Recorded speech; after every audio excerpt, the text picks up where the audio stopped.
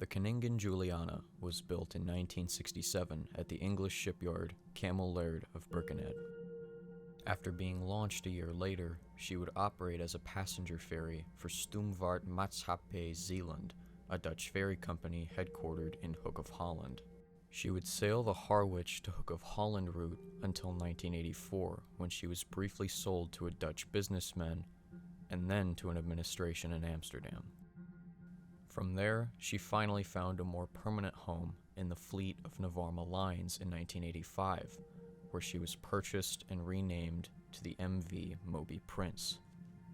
She would operate within the Mediterranean Sea, ferrying passengers between the Italian mainland and the islands around it. On April 10, 1991, at 10:03 p.m., the Moby Prince departed from Livorno, Italy on a routine service to Olbia on the island of Sardinia. On board, she carried 65 crew members and 76 passengers for what was expected to be a 7-hour journey. Unbeknownst to her crew and passengers, their nighttime cruise was about to come to a sudden and disastrous halt.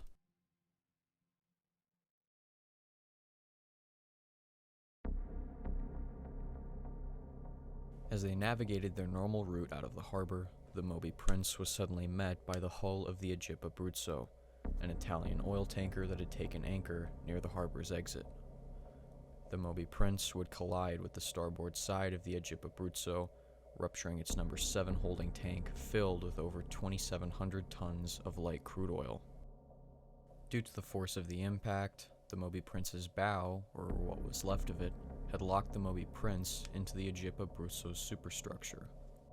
In the moments following the collision, a fire was started and ignited the oil spill, turning the prow of the Moby Prince and deck of the Abruzzo into a blazing inferno. As the fire quickly spread astern from the prow, the Moby Prince's crew was forced to immediately abandon the bridge. In their haste to escape, they were unable to cut power to the engines or other ship functions. When the Abruzzo separated itself from the collision by maneuvering away, the Moby Prince continued moving forward under its own power, driving itself away from the collision and immediate assistance. Shortly after that, the flames reached the upper deck, making evacuation by lifeboats impossible. Unfortunately, it would only get worse from there. Passengers who had been ousted from their cabins in late-night festivities by the noise of the collision were now panicking after realizing the ship had caught fire. The Moby Prince's crew immediately leapt into action and began to take measures to secure those on board from harm. All passengers were called to the Deluxe Hall, a large communal area in the front of the ship. It was surrounded by external hallways and fire-resistant doors and walls, making it the most sensible area to wait out the flames until rescue arrived.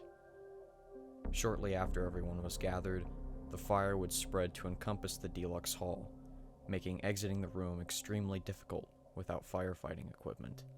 However, this wouldn't be an issue if a timely rescue reached the ship.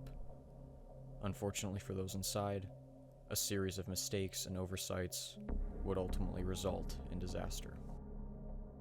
As the crew and passengers of the Moby Prince were sheltering from the fire and awaiting rescue, the Abruzzo had made contact with rescue personnel and was undergoing evacuation.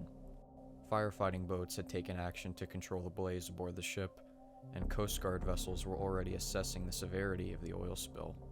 However, no efforts were being made to locate the Moby Prince. This was because the crew of the Abruzzo had misidentified the Moby Prince as a small tugboat rather than a passenger ferry. Renato Superina, commander of the Abruzzo, would mistakenly confirm this to authorities during their radio conversations, as would the Abruzzo's radio operator. Due to this mistake, the Italian Coast Guard made the decision to focus on rescuing the 30 crew aboard the tanker, rather than the presumably small crew of the tugboat, in this case, the Moby Prince, a ship carrying nearly 5 times the amount of people that had just been deemed a priority. Through the course of the collision and rescue operation, the crew of the Abruzzo would suffer no casualties. Additionally, the Moby Prince's Mayday signal was proving to be ineffective. Because he could not access the fixed radio set on the bridge, radio operator Giovanni Battista Campos was forced to broadcast a mayday signal using a portable VHF transmitter with significantly less power. Therefore, none of the Moby Prince's signals were heard by potential rescuers. If they were, it was likely misinterpreted as a report of the burning Egypt Abruzzo. The Moby Prince's mayday broadcast read as follows: Mayday, Mayday, Moby Prince, Moby Prince. We are in a collision. We are on fire. Firemen needed. Mate, if you do not help us, we will burn. Mayday, Mayday. Over an hour after the collision, tugboat operators Mauro Valli and Walter Mattai found the Moby Prince, now an aimless and destroyed wreck. Realizing the situation had been grossly misunderstood, they immediately called for Coast Guard support and firefighting ships to intervene.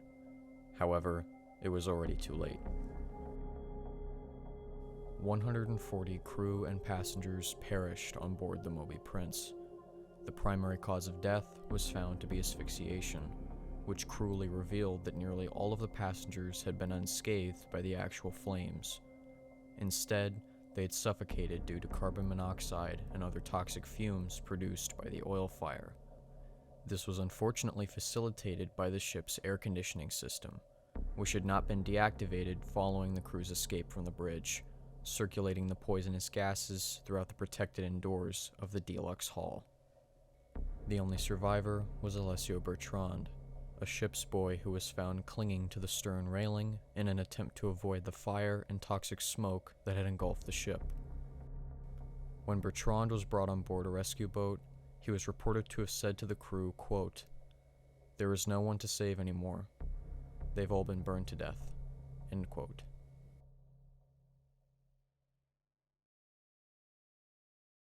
In the early hours of the morning, firefighting boats had managed to extinguish the remaining flames on the Moby Prince and cooled the hull to an acceptable temperature. Additionally, a carabinieri helicopter filmed the ship from above, assessing the integrity of the ship and looking for survivors. During the course of their filming, they would discover bodies visible on the stern of the ship.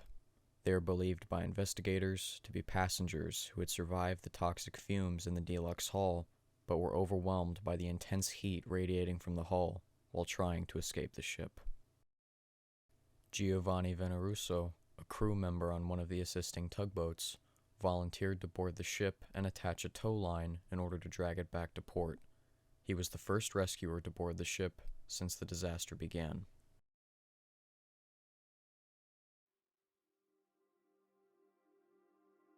To this day, it has been hotly debated as to who or what is responsible for the collision. After the rescue operations had concluded, no less than 6 people were met with charges and court summons.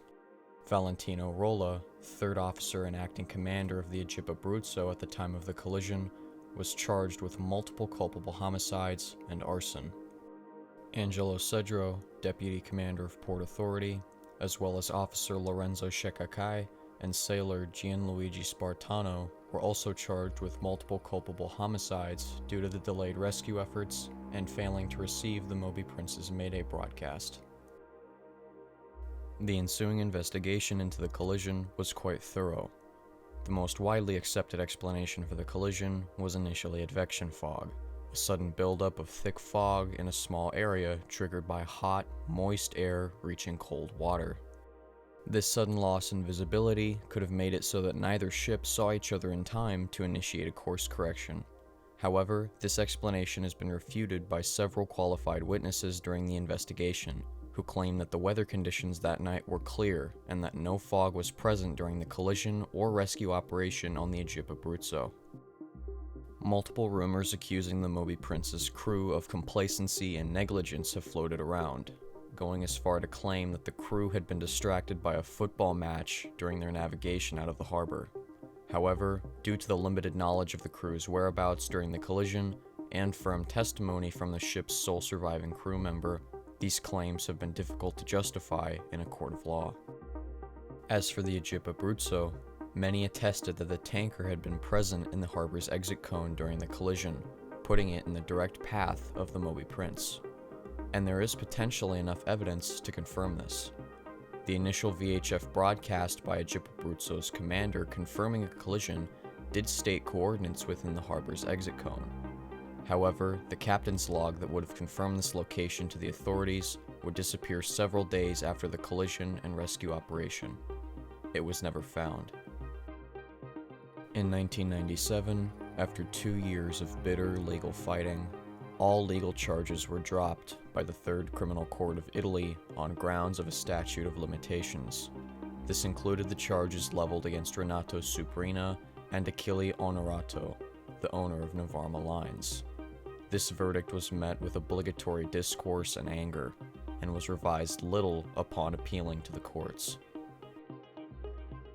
The Moby Prince's wreck would remain moored in Livorno until 1998, when she suddenly sank due to a loss in hull integrity. She was then refloated and towed to Aliaga, Turkey, where she was scrapped by Sokgemi Sokum Limited. The Agip Abruzzo, despite incurring much less structural damage than the Moby Prince, would also suffer a similar fate. Being deemed uneconomical to repair and return to service, she was renamed to Zeus and towed to Gadani, Pakistan in January of 1992 to be broken up. As of 2022, a new investigation by an Italian parliamentary commission has revealed that a third unidentified ship had caused the collision. According to their findings, this third ship had appeared in the path of the Moby Prince, prompting its crew to initiate a sudden maneuver to avoid them. In the process, it collided with the Agip Abruzzo, while the ship responsible presumably fled to avoid culpability. Despite all the information and these new developments, no legal resolution has been met regarding the disaster, and it remains a weight on the minds of those affected. Multiple advocacy groups have been formed by the victims' family members, who still lobby to this day for legal justice. The loss of the Moby Prince was the worst disaster in the Italian merchant marine since World War II, and remains the deadliest to this day.